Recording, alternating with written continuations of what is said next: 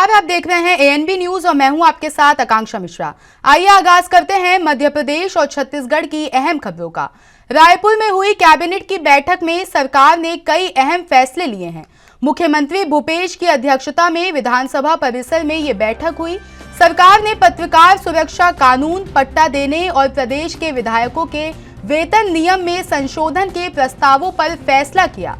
अगर इन फैसलों की बात करें तो छत्तीसगढ़ मीडिया कर्मी सुरक्षा विधेयक 2023 के प्रारूप का अनुमोदन किया गया है। छत्तीसगढ़ भू राजस्व संहिता में 2023 के प्रारूप का अनुमोदन किया गया है। छत्तीसगढ़ नगरीय क्षेत्रों के आवासहीन व्यक्तियों को पट्टा धृति अधिकार विधेयक 2023 के प्रारूप का भी अनुमोदन किया गया। इसके अलावा बर्मिंघम में हुए कॉमनवेल्थ गेम्स 2022 में सिल्वर मेडल जीतने वाली आकर्षि कश्यप को दुर्ग के उप पुलिस अधीक्षक के पद पर नियुक्ति प्रदान करने का निर्णय लिया गया है।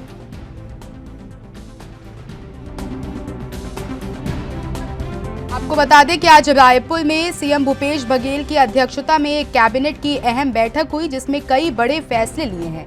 मुख्यमंत्री भूपेश बघेल की अध्यक्षता में विधानसभा परिसर में ये बैठक हुई है। सरकार ने पत्रकार सुरक्षा कानून, पट्टा देने और प्रदेश के विधायकों के वेतन नियम में संशोधन के प्रस्तावों पर फैसला लिया है।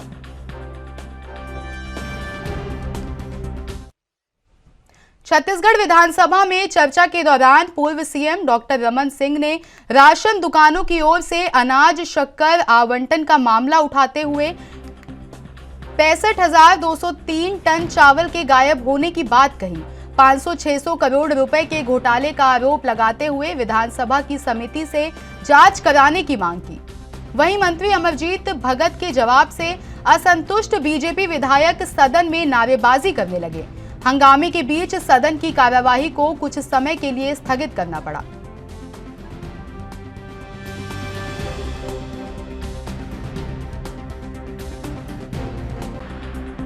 महत्वपूर्ण विषय पे प्रश्न था। छत्तीसगढ़ के लाखों राशन कार्ड धारियों के वो चावल हो, शक्कर हो, गुड़ हो या नमक हो,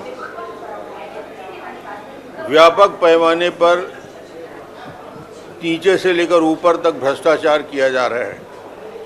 और एक प्रश्न के उत्तर में मंत्री जी ने जवाब दिया और उस जवाब में सारे भ्रष्टाचार को छुपाने का प्रयास किया। एक रिपोर्ट मेरे पास है, डायरेक्टरेट की रिपोर्ट है, और इस रिपोर्ट में वो सारे दस्तावेज हैं कि जिस प्रकार 13,391 राशन दुकानों में पूरी जांच करने के बाद 2 गड़बड़ियां पाई गई जो विभाग स्वीकार करता है।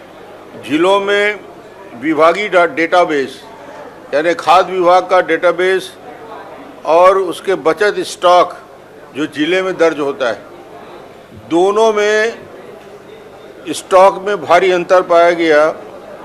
और स्टॉक का ये अंतर न केवल चावल में पाया गया बल्कि नमक में भी।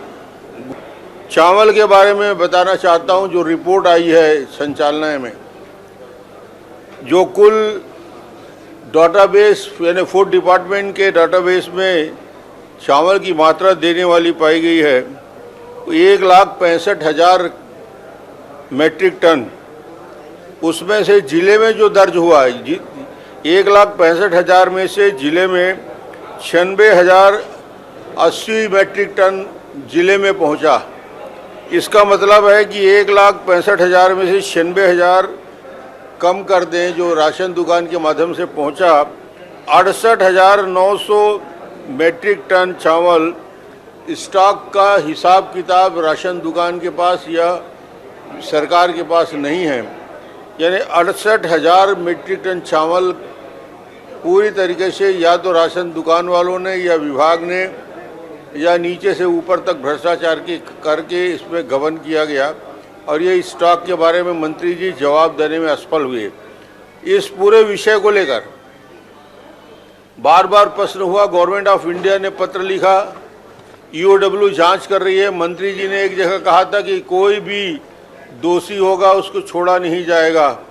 मगर जो आंकड़े सामने आ रहे हैं, जो 13 दिसंबर 2022 को विभाग ने जो जानकारी दी है, उस विभाग की जानकारी में 450 दुकान की सूची जारी की है। जो 450 राशन की दुकान है जिसकी सूची जारी की गई है, उनके पास 5,000 से लेकर 2,000 तक मैट्रिक टन चावल का स्टॉक है।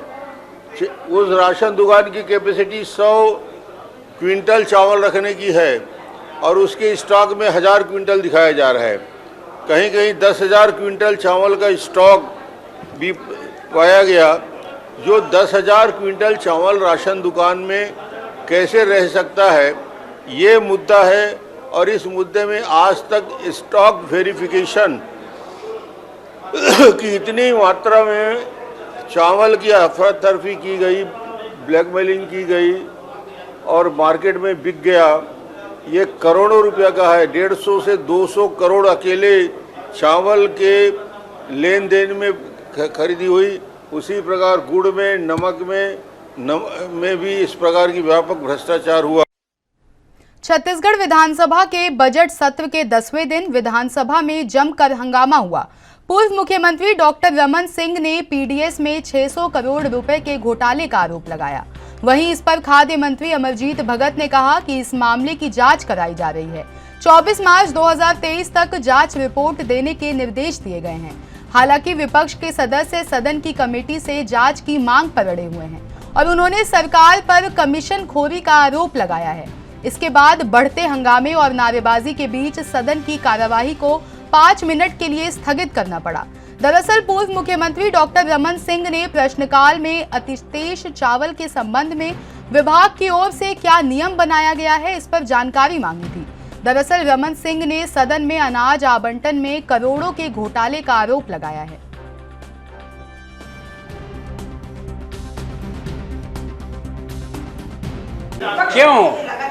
क्यों सदन की कमेटी से, जब हम अपने एजेंसी से जांच करा रहे हैं, लोग पकड़ में आ गए हैं, उनका केस रजिस्टर्ड कर दिए गए, तो समिति उम्मीद से जांच क्या माने रखता है। हम बस 24 तारीख को इसका फाइनल ऑर्डर होगा और जो इसमें दायरे में रहेगा, जो हेरा फेरी किया है, जो या तो पैसा जमा करेगा या तो जेल जाएगा। माननीय डॉक्टर रमन सिंह जी ने जो प्रश्न किया था, उसमें मूल प्रश्न तो उनका बनता नहीं था और पता नहीं किससे लिखवा करके दिए थे, उद्भूत हो नहीं रहा था। लेकिन इसके बाद भी कितने सीनियर सदस्य हैं और वो जानना चाह रहे हैं, तो उनको हमने बताया कि आपके समय जो वितरण व्यवस्था थी, जिस फार्मूले में करते थे कि M-2+3, इसके तहत जो वितरण होता था वो पिछले 2 महीने का स्टॉक का और इसके बाद उसके 1 महीने का और बढ़ा करके जोड़ करके इनके समय में ये नियम 2014 आसपास लोगों ने बनाया था और लगातार ये वितरण हो रहा था। इन लोगों ने कभी भी सत्यापन किया और उसका कितना गड़बड़ी पाया गया उसको डिक्लेयर नहीं किया। इन्होंने 2007 में सत्यापन कराया था, उसमें कोई इन्होंने डिक्लेरेशन नहीं किया, न उनके पास कोई डाटा है। 2017 में भी इन्होंने सत्यापन कराया, उसका भी कोई डेटा इनके पास नहीं है। हमने 2022 में इसका सत्यापन कराया और सत्यापन में हमने पाया कि जो छत्तीसगढ़ में जो पीडीएस की संख्या है वो 13,392 है और जब इसका स्टॉक का सत्यापन हुआ तो पता चला कि 4,952 उचित मूल्य दुकान में शॉर्टेज पाया गया है और उसकी संख्या है 41,975 टन चावल। उसमें प्रथम दृष्टया पाया। विधानसभा में बेरोजगारों के सर्वे करने वाली एजेंसी CMIE की विश्वसनीयता को लेकर विपक्ष ने सरकार पर हमला बोला है। विपक्ष के हमलों के बीच मुख्यमंत्री भूपेश बघेल ने कहा कि इस एजेंसी के सर्वे को पूरी दुनिया मान रही है। हमें तो गर्व करना चाहिए कि सबसे कम बेरोजगारी दर छत्तीसगढ़ में है। दरअसल प्रश्नकाल में बीजेपी विधायक ने बेरोजगारी का आंकड़ा देने वाली एजेंसी पर सवाल उठाते हुए पूछा कि सरकार इन आंकड़ों को मान्यता नहीं देती तो फिर उन्हीं के आंकड़ों के आधार पर विज्ञापन पर 2 करोड़ रुपए क्यों खर्च किए गए। उच्च शिक्षा मंत्री उमेश पटेल ने कहा कि प्रदेश के रोजगार दफ्तरों में 7 फरवरी 2023 तक 18,78,126 व्यक्ति पंजीकृत हैं। राज्य शासन की ओर से बेरोजगारी दर निर्धारित नहीं की जाती है, लेकिन CMIE संस्था के आंकड़े प्रसारित किए जाते हैं। हालांकि छत्तीसगढ़ सरकार की ओर से इस संस्था के आंकड़ों को मान्यता नहीं दी गई है। इस पर बीजेपी नेता OP चौधरी ने कहा कि युवाओं को रोजगार देने में छत्तीसगढ़ सरकार विफल रही है। ये सरकार न रोजगार दे पा रही है और न बेरोजगारी भत्ता, सिर्फ गोलमोल जवाब दे रही है।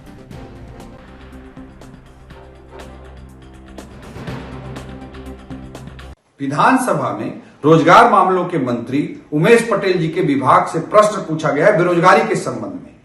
लिखित में उत्तर आया है कि बेरोजगारी दर 0.5% ही है, लेकिन संख्या नहीं बता सकते। वहीं दूसरी ओर लिखित में यह भी प्रस्तुत किया गया है कि रोजगार चाहने वाले 18,78,000 युवाओं ने पंजीयन कराया है। दोनों आंकड़ों का विश्लेषण करें तो स्पष्ट होता है कि हमारे छत्तीसगढ़ की जनसंख्या लगभग 3 करोड़ के बजाय 36 करोड़ पर जाकर बैठती है। या दूसरी ओर 0.5% बेरोजगारी दर का दावा और लिखित उत्तर पूरी तरह से झूठा है। इन झूठे आंकड़ों के आधार पर उमेश पटेल जी ने और उनके विभाग ने छत्तीसगढ़ के युवाओं के साथ छल किया है, अन्याय किया है। भारतीय संविधान के अनुसार किसी मंत्री का जवाब पूरी सरकार का जवाब माना जाता है। इसलिए मंत्री उमेश पटेल जी को और मुख्यमंत्री भूपेश बघेल जी को उनके जन घोषणा पत्र के अनुसार 13,000 करोड़ रुपए की राशि युवाओं के खाते में जमा तो करना ही चाहिए, लेकिन यह जमा करना भी पहले माफी मांगने के बाद। छत्तीसगढ़ बीजेपी ने अपने विधानसभा घेराव को लेकर राज्य सरकार और पुलिस प्रशासन पर सवाल दागे हैं। बीजेपी प्रदेश अध्यक्ष अरुण साव ने आरोप लगाते हुए कहा कि गरीबों के मकान छीनने वाली कांग्रेस सरकार ने तमाम असंवैधानिक तरीके अपनाए, जगह जगह जनता का रास्ता रोकने के लिए बड़े बड़े प्रबंध किए। बताया गया कि 15 मार्च 2023 छत्तीसगढ़ के इतिहास का सबसे बड़ा आंदोलन, सबसे ऐतिहासिक आंदोलन और ऐसा आंदोलन जो गरीबों की हक की लड़ाई का आंदोलन, जो प्रधानमंत्री आवास योजना के हितग्राहियों के हक की लड़ाई का आंदोलन, और उस आंदोलन को जन जन तक पहुंचाने में कल आप लोगों की भी आप लोगों ने खूब मेहनत की, लगातार डटे रहे और कल आप लोगों को भी बहुत प्रकार की परेशानियां हुई, तकलीफें हुई,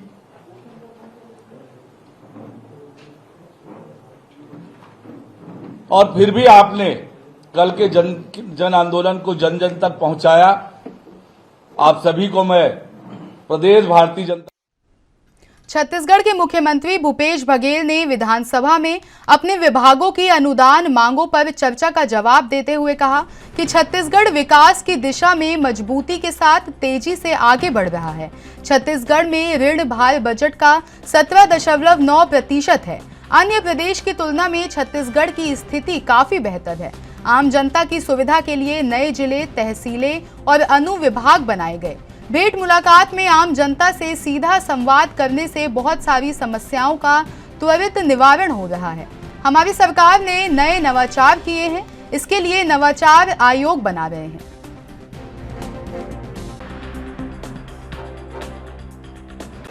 आज मेरे विभाग के अनुदान मांगों पर चर्चा हुई, जिसमें सामान्य प्रशासन, खनिज, विद्युत और उसके बाद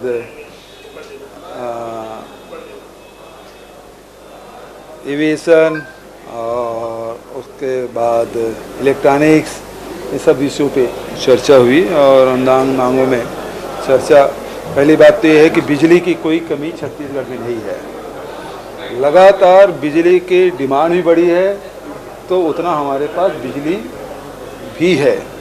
और नए संयंत्र लगाने का भी हमने फैसला लिया है, जिसमें 1320 मेगावाट की बिजली उत्पादन होगा। तो भविष्य में जैसे आवश्यकता पड़ेगी उसकी डिमांड, उसकी पूर्ति हो पाएगी। लगातार चाहे ऑपरेशन लाइन की बात हो, बढ़ाने के काम सभी स्टेशन, और कनेक्शन देने की बात, चाहे वो घरेलू उपभोक्ताओं को हो, चाहे पंप कनेक्शन हो, चाहे व्यावसायिक उत्पादन का हो, उच्च दाब हो, निम्न दाब हो, सब में वृद्धि हुई है। इसका अर्थ ये है कि प्रदेश में लगातार बिजली की खपत बढ़ी है। पिछली सरकार छत्तीसगढ़ में गोधन न्याय योजना आर्थिक स्वावलंबन का मॉडल बनकर उभरा है। ग्रामीणों, स्व सहायता समूहों, पशुपालकों और विशेषकर महिलाओं को रोजगार देने के साथ ही यह ग्रामीण अर्थव्यवस्था को भी मजबूती प्रदान कर रहा है। इस योजना के तहत खरीदी की जा रही गोबर और गौमूत्र से बन रहे वर्मी कंपोस्ट और जैव कीटनाशक के किसान जैविक खेती की ओर तेजी से कदम बढ़ा रहे हैं। गौठानों के माध्यम से फरवरी माह तक 107.75 लाख कुंटल गोबर की खरीदी की जा चुकी है, जिसके एवज में 215.50 करोड़ रुपए का भुगतान किया जा चुका है। वहीं अब गौठानों में गौमूत्र की खरीदी से स्व सहायता समूहों की आमदनी में भी इजाफा हुआ है। कवर्धा जिले के ग्राम बिरकोना और वीरेंद्र नगर गौठान में स्व सहायता समूह की महिलाएं गौमूत्र की खरीदी कर ब्रह्मास्त्र जैव कीटनाशक का निर्माण कर रही हैं। ग्राम बीरकोना गौठान की संगम स्व सहायता समूह की सचिव त्रिवेणी देवी अनंत ने बताया कि उनके समूह द्वारा 2400 लीटर गौमूत्र की खरीदी की जा चुकी है। 600 लीटर ब्रह्मास्त्र जैव कीटनाशक का विक्रय भी किया जा चुका है। 600 लीटर का ऑर्डर मिला हुआ है, जिसे तैयार कर लिया गया है।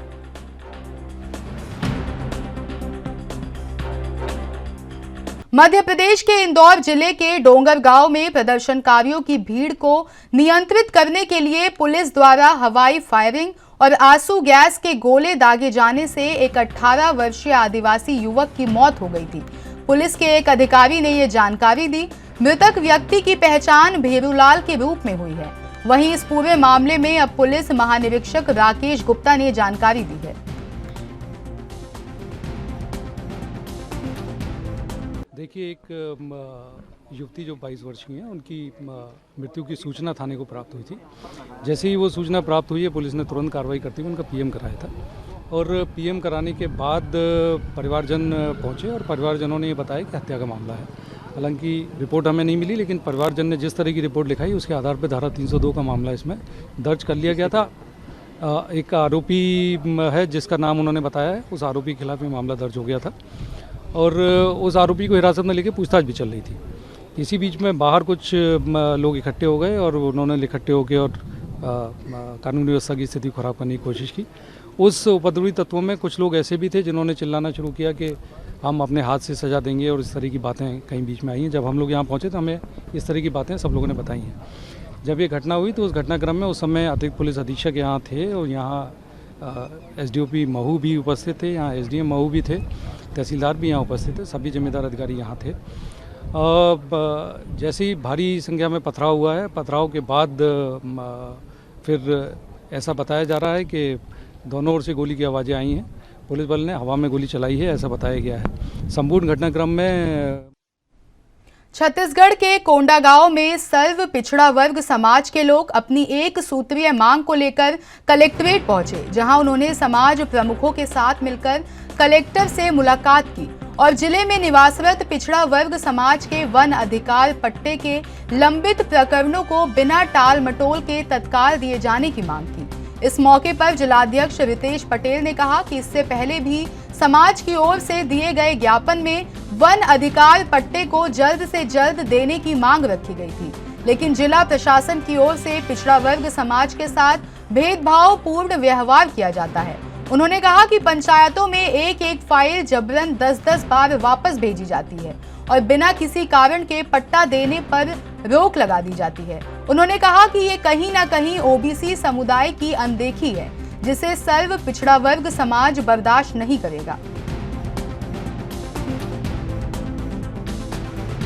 समाज कोंडागांव जिले में बस्तर अंचल में आदि अनादिकाल से निवासरत है। शासन द्वारा सभी वर्गों को समान दृष्टि से देखते हुए पिछड़ा वर्ग को भी वनाधिकार पट्टा देने का प्रावधान बनाया है, परंतु हमारे कोंडागांव जिले में निवासरत पिछड़ा वर्ग समाज के लोगों का प्रकरण वनाधिकार पट्टे संबंधित लंबे समय से लंबित होने के बावजूद प्रशासनिक अधिकारियों द्वारा टाल मटोल किया जाता रहा है, जिसके फलस्वरूप हम पिछड़ा वर्ग समाज के लोगों को वनाधिकार पट्टा नहीं मिल पा रहा है। लगातार अधिकारी इस कार्यालय से उस कार्यालय की बात करते हैं और पुनः पंचायत को केस वापस भेजते हैं। मध्य प्रदेश और छत्तीसगढ़ की खबरों में मेरे साथ इतना ही। देश की तमाम बड़ी खबरों के लिए बने रहिए हमारे साथ और देखते रहिए ANB न्यूज़।